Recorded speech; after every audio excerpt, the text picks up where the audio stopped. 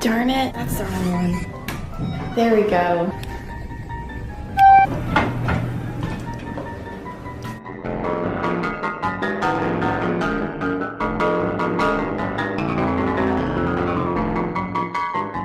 Hello, my dudes. How are we doing today? It is just past 7 a.m. Friday, July whatever the date is, I have no idea. And I just got back from the gym. Right now I'm eating breakfast. I've awoken, that's for sure. I'm electric. Not really.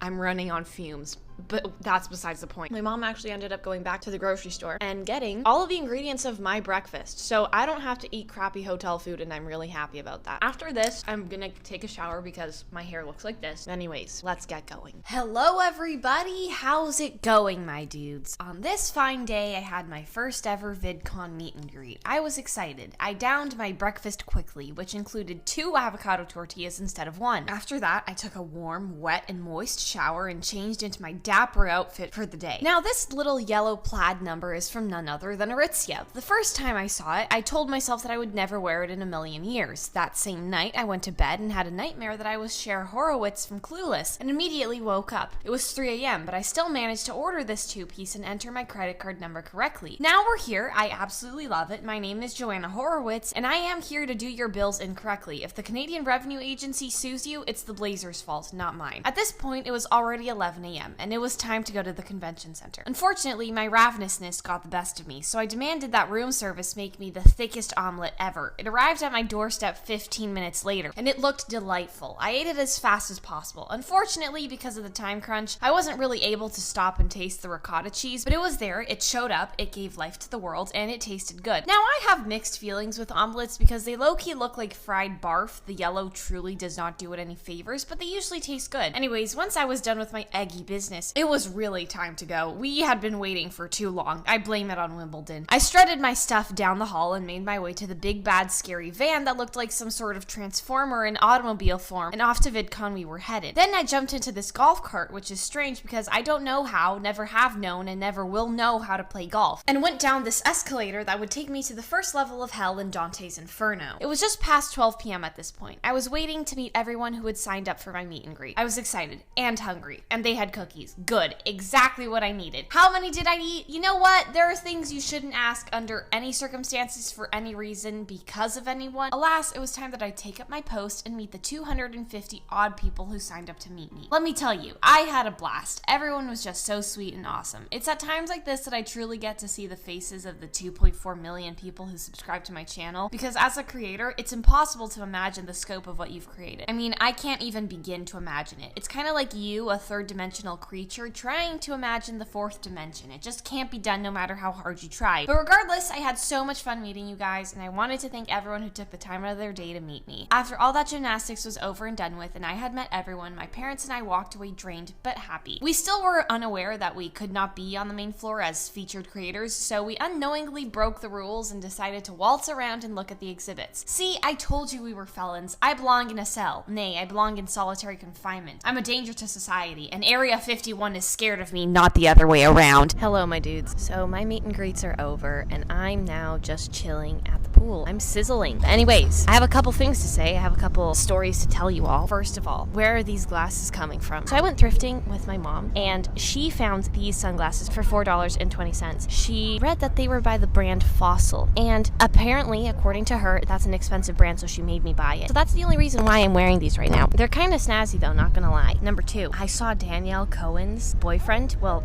ex-boyfriend, I don't know what the heck is happening, and I was going to go up to him and ask him how old she really was, but then I remembered that he's also fetus, so he probably doesn't remember anything past yesterday, so that wasn't gonna really work. Third thing I have to say is that everywhere I went today, there were cookies, and every single time I picked one up thinking it was a chocolate chip cookie, but guess what? It was a raisin cookie. Are you kidding me? Are you serious right now? Like, you can't do one thing correctly. You had one job. You made the decision to give me raisin cookies. You have issues, my dude. So unfortunately, I ate 3 raisin cookies today, and I was expecting it to be a chocolate chip cookie, and I was angry. So yeah, that was the worst part of my day by far. Right now, after this, I don't really know what's gonna happen. Maybe I'll just go out for dinner with my parents, have a fun time, eat lots of spaghetti. I'm kind of in the mood for spaghetti, not gonna lie.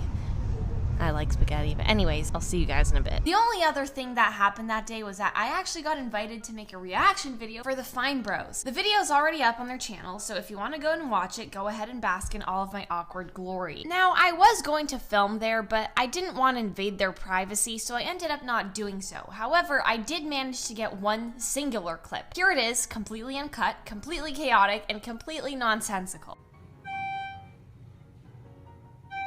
We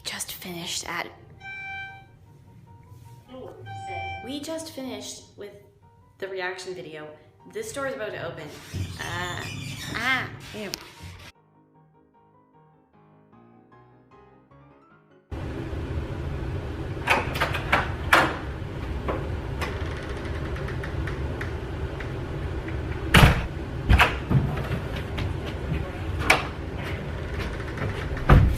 Hello, my dudes. How are we doing? It's the final day of VidCon. I have a meet and greet today at 10 a.m. I'm gonna take a shower, clean myself up a bit, because I'm one sweaty mess, that's for sure. I would like to thank a couple people. Actually, yesterday at my meet and greet, some people gave me some of their fan art and some gifts. To the girl who gave me the avocado, thank you so much. We were running low on them. And this painting, my dude, what the heck? There's a bunch of other things that people gave me. Someone gave me a Nerf gun. Thanks to everybody who gave me something, you know, but I'm gonna finish my breakfast now. I'll see you guys in a bit. So I took a soggy shower this time around and got my hair did by none other than Mother Goose. If she ever loses her blow dryer, it's over for me and my hair follicles. And suddenly, I was ready for day 2 of the VidCon madness. Now this outfit is almost entirely thrifted, but it is also completely inspired by one of the looks on the Aritzia website. Actually, as of me recording this voiceover, I'm happy to report that Aritzia responded to one of my tweets, and I can't say I'm not excited. Oh yeah, and when I said that this outfit is almost entirely thrifted, the part that isn't is the white top. Why?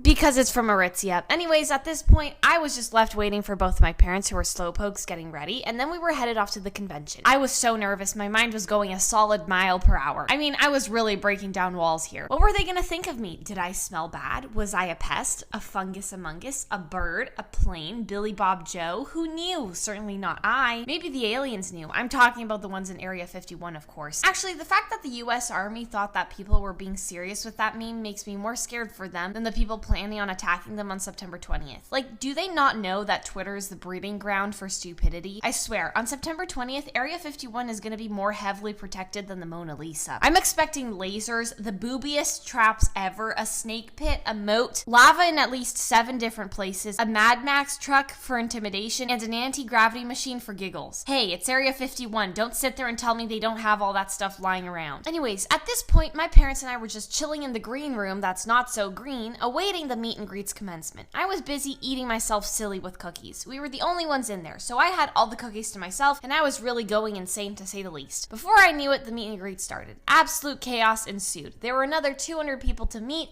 greet, skeet, and yeet. Everyone was so nice to me, it was very sweet. There were enough people there to line a street. Still, I shook everyone's hand with lots of time to spare. I mean, all I had to do was smile and stare. At a certain point, a young lady came by with these boots that sent me into a frenzy. No, they were not that friendly. Why? Because they were deadly. Okay, I need to stop. Before I knew it, the meet and greet was over. I was dead, to say the least, so I ate a bunch of chips. I haven't had chips in so long, and these just hit the right spot in all the wrong places. After a quick water bottle heist, because hotel water sucks booty, we were out in the wild. Put your sun hats on because we were going on a safari. Oh my god, Chris, no, don't pet the lions. Christopher Columbus? Oh, the safari has to stop. Why? Because Mother Goose wants ice cream. Cookies and cream is going to be the death of all of us. It really is a gift from the gods. And don't get me started on cookie dough ice cream. That stuff can... You see, here's my mentality. If you're gonna eat sugar, do it bad. Get out of here with your strawberry flavored ice cream. I want the every bite you take of this will cut 5 years off of your life type of ice cream. Unfortunately, at this point, we were too tired to keep walking around and meeting those who could not make the meet and greet, so we went back to the hotel where we accidentally goofed around with this strange car that we thought was a display, but was in fact some rich butthole's horseless carriage. And no, the hotel staff did not come out guns a-blazing to find both my parents waving and smiling in this 3 three-wheeled car. Flash forward a good 5 hours. It was time for the feast of the evening. Dinner!